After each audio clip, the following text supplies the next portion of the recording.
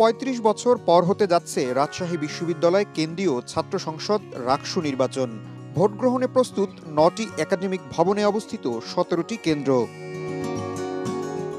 Campus জুড়ে উৎসবের আমেজ। কেউ হাতে দিচ্ছেন মেহেদি, গিটার হাতে কারোর গলায় সুরের মূর্ছনা।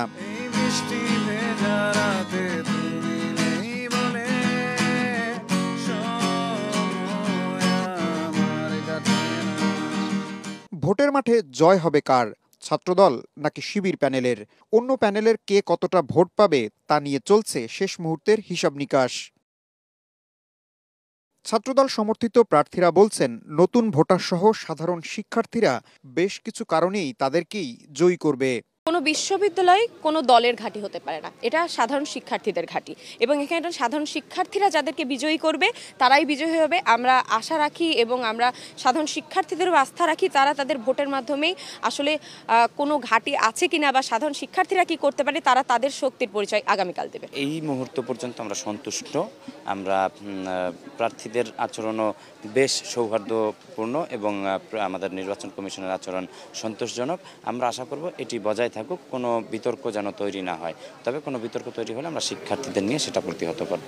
শিবির প্যানেলের প্রার্থীদের দাবি, গত ১৫ বছর দমন পীড়নের মধ্যে থাকলেও তারা সাংগঠনিক কার্যক্রম চালিয়ে গেছেন, তাই শিক্ষার্থীরা তাদেরকেই বেছে নেবেন। সবচাইতে বেশি নির্যাতনের শিকার হয়েছে কিন্তু এই রাজশাহী বিশ্ববিদ্যালয়। এই রাজশাহী বিশ্ববিদ্যালয়ে ২১ জন শহীদ আছে ছাত্র শিবিরের, এবং অসংখ্য ভাই তারা তাদের পড়াশোনা শেষ করে রাজশাহী বিশ্ববিদ্যালয় থেকে চলে যেতে পারেনি, অনেককে পঙ্গুত্ব বরণ করে নিতে হয়েছে। এই যে মেহনত এবং তাদের শিক্ষার্থীদের জন্য যে কাজ, এই কাজগুলোই আসলে শিক্ষার্থীদের মনে ছাত্র শিবিরকে জায়গা করে দিয়েছে। রাকসু নির্বাচনের প্রস্তুতির সবশেষ অবস্থা জানাতে সিনেট ভবনে ব্রিফিং করে নির্বাচন কমিশন। সেখানে ভোট গ্রহণে শতভাগ প্রস্তুতির কথা জানান প্রধান নির্বাচন কমিশনার। নিরাপত্তা ব্যবস্থাকে সর্বোচ্চ গুরুত্ব দেওয়া হয়েছে। ২০০০ পুলিশ সদস্য, ৬ প্লাটুন বিজিবি এবং ১২ প্লাটুন র্যাব সদস্য পুরো ক্যাম্পাসে নিরাপত্তা নিশ্চিত করবেন। আমরা প্রতিটি ধাপে ফুলপ্রুফ নিরাপত্তা এবং স্বচ্ছতা বজায় রাখার ব্যবস্থা নিয়েছি।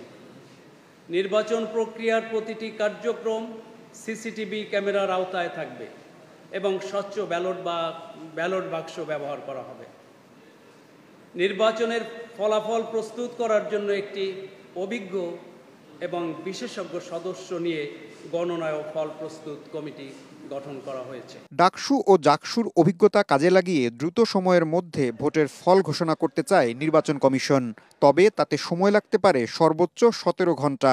সর্বোচ্চ ১৭ ঘন্টার মধ্যে দেওয়ার চেষ্টা করব, যদি কোনো টেকনিক্যালিটিস অ্যারাইজ না করে। এই ব্যাপারে আপনাদের সহযোগিতা চাই, সকলের সহযোগিতা চাই। এক্সপার্ট কমিটি কাজ করছেন, মেশিন যদি কাজ করে ঠিকমতো, আমার সমস্ত টেকনিক্যাল কমিটি এক্সপার্ট যারা আছেন তারা এটি তার প্রেডিকশন অনুযায়ী আপনাদেরকে জানানোর জন্য প্রস্তুত আছে ইনশাআল্লাহ। এদিকে Rajshahi metropolitan police commissioner Abu Sufian জানিয়েছেন, রাকসু নির্বাচনে সামাজিক মাধ্যমে গুজব ঠেকাতে কাজ করবে পুলিশের সাইবার টিম। আমরা কিছু আশঙ্কা করতেছি সাইবার স্পেসে হয়তো কিছু প্রচারণার থাকতে পারে, সেজন্য আমরা বিশ্ববিদ্যালয় প্রশাসন এবং আমাদের আলাদা সাইবার টিম আমরা করে দিয়েছি। বিশ্ববিদ্যালয়ের একটা টিম আছে, আমাদের টিম আছে, দুইটা টিম যৌথভাবে কাজ করছে যাতে করে সাইবার স্পেসে কোনো ধরনের অপপ্রচার বা অপতথ্য না ছড়ায়। তো সেজন্য আমরা কাজ করছি, এবং সেক্ষেত্রে যদি কোনো ঘটনা ঘটে আমরা বলে দিয়েছি এটা যাতে আমাদের নজরে আনে, আমরা সেটা ব্যবস্থা নিব। রাকসুর ২৩টি পদে ৩০৫ জন, সিনেট ছাত্র প্রতিনিধি ৫টি পদে ৫৮ জন এবং ১৭টি হল সংসদের ২৫৫টি পদে এবার প্রতিদ্বন্দ্বিতা করছে ৫৫৫ জন প্রার্থী। ভোটার ২৮,৯০১ জন। রাত পোহালেই পদ্মাপাড়ের এই ক্যাম্পাসে ভোট উৎসব শুরু হবে। ৩৫ বছর পরে হতে যাওয়া এই ভোটে আনুষ্ঠানিকতায় কোনো কমতি রাখেনি বিশ্ববিদ্যালয় প্রশাসন। একই সাথে আইনশৃঙ্খলা রক্ষাকারী বাহিনীও নজর রাখছে তীক্ষ্ণভাবে। সবার একটাই প্রত্যাশা, এই ভোট যেন হয় শান্তিপূর্ণ এবং সুষ্ঠু। ইশতিয়াক ইমন, ওয়ান নিউজ, রাজশাহী।